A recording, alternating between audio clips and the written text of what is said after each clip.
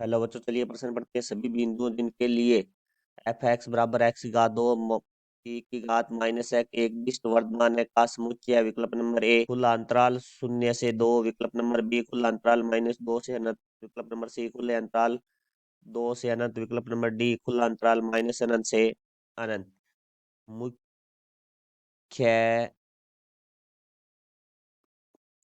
अवधारणा, तो हमारा जो प्रश्न है वो अवकलजों के अनुप्रयोग से संबंधित है। तो देखो भाई, इसके फलन के अंदर में बात की गई है एक दिष्ट वर्धमान। तो देखो भाई, एक दिष्ट वर्धमान है वो कौन सी स्थिति में, जब हमारे पास एफ डैश एक्स है वो 0 के बराबर या 0 से बड़ा हो, तो वो हमारा एक दिष्ट वर्धमान है फलन होता है। तो अब देखो हमारे पास जो फलन दिया गया उसके बारे में बात करते हैं। तो फलन दिया गया हमारे पास एफ एक्स बराबर एक्स की घात 2 ई की घात -एक्स। तो देखो यहाँ दो फलन है, तो यू गुणा वी से अवकलन होगा। तो पहले हम सूत्र लिखेंगे, क्योंकि हम जानते हैं डी बटा में डी एक्स यू गुणा वी है, तो यू पहले बार अचर के रूप में रहेगा, वी का हमारा एक्स के सापेक्ष अवकलन प्लस वी अचर के रूप में, और यू का एक्स के सापेक्ष अवकलन।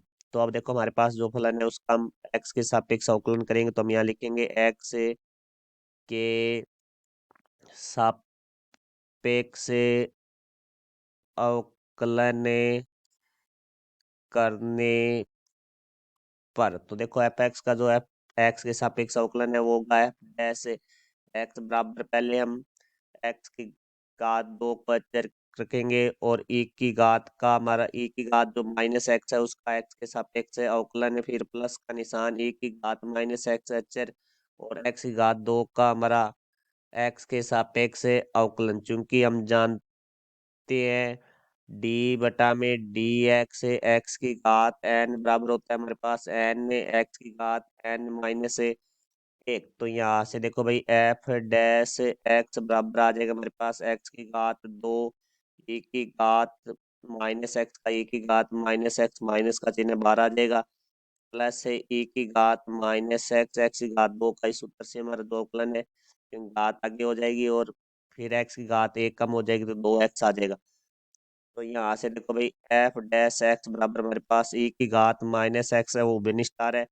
तो यहाँ से देखो भाई 2x -एक्स की घात 2।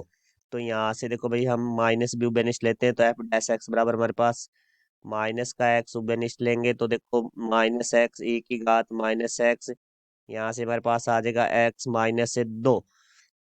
क्योंकि हम जानते हैं ई की घात -एक्स है वो हमेशा हमारा 0 से बड़ा होता है। तो अब हमारे पास एक्स के मान निकालेंगे, तो देखो भाई यहाँ से देखो एफ डैश एक्स को हम 0 के बराबर लेंगे, क्योंकि एक्स के मान निकालने के लिए। तो यहाँ से देखो हमारे पास है -एक्स ई की घात -एक्स एक्स -2 बराबर 0। तो देखो यहाँ से, क्योंकि हमारा जो ई की घात -एक्स है वो तो 0 हो नहीं सकता, क्योंकि यहाँ तीन पदों का गुणनफल 0 है, तो कम से कम एक पद 0 होगा। तो ई की घात -एक्स है वो हमारा 0 नहीं हो सकता, तो ये पद यहाँ पर भाग में चले जाएंगे। तो यहाँ से आ जाएंगे हमारे पास एक्स -2 बराबर 0। तो देखो या तो एक्स बराबर 0 होगा या x-2 बराबर 0 होगा। तो x-2 बराबर 0 होगा, तो x बराबर हमारे पास आ जाएगा 2। अब देखो इसको हम संख्या रेखा पर प्रदर्शित करते हैं। ये हमारा माइनस अनंत से संख्या रेखा है वो अनंत की ओर अग्रसर है। इसके अंदर यहाँ हमारे पास 0 है और यहाँ हमारे पास 2 है। तो यहाँ से हमारे पास 3 अंतराल बन रहे हैं। एक बन रहा है हमारे पास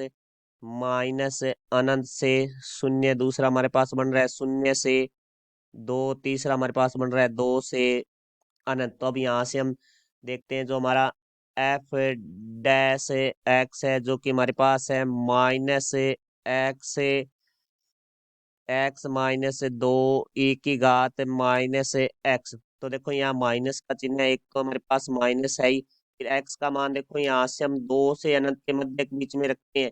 तो इसके बीच का कोई मान रखेंगे तो वो मान हमें धनात्मक प्राप्त होगा, तो ये एक्स है वो धनात्मक रहेगा। उसके बाद यहाँ रखेंगे तो ये भी हमारे पास, जैसे 3 रखेंगे 3 -2, तो ये भी हमारे पास धनात्मक हो जाएगा। तो ये हमेशा ही हमारा धनात्मक होता है।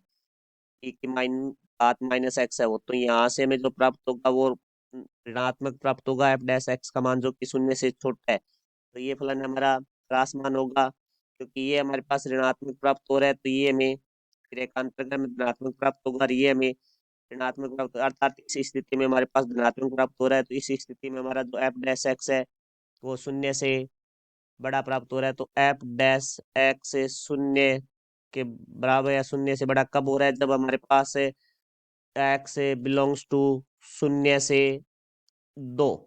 तो हमारा जो फलन एक दिष्ट वर्तमान फलन की ये स्थिति है, जब एक्स बिलोंग्स टू शून्य से 2 है, इस स्थिति में हमारा जो फलन है वो एक दिष्ट वर्तमान होगा, जो कि हमारा विकल्प नंबर है ए है। तो हमारे प्रश्न का जो उत्तर है वो होगा विकल्प नंबर ए। तो ये हमारे प्रश्न का उत्तर हुआ। मैं आशा करता हूँ समझाया होगा। धन्यवाद।